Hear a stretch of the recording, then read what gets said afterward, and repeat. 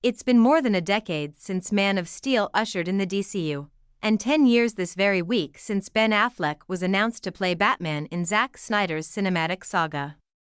We all know the turmoil that endeavor ultimately resulted in, and the seemingly ceaseless restructuring of DC that followed partially as a result. But for now, let's journey back to the summer of 2013, a simpler, yet undeniably passionate age. The noise from comic book movie fans circling the newly minted DC Extended Universe was near deafening that summer.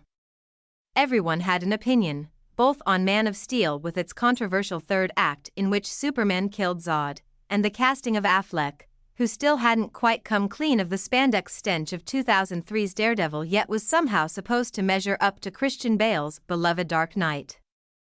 The DCU was shiny and new, and whether reactions were positive or negative, everyone had an opinion on its future.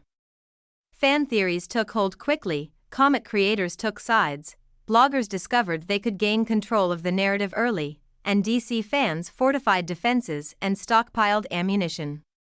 In just a few years, they would take what was theoretically supposed to be fun, comics, movies, superheroes, and turn it into pure misery, a war of personal attacks, vendettas, cult mentalities, antagonistic journalism and career-altering decisions. Cut to 10 years later, and Henry Cavill is no longer the Man of Steel, Ben Affleck is no longer Batman, Zack Snyder is building universes at Netflix with his Army of the Dead and Rebel Moon franchises.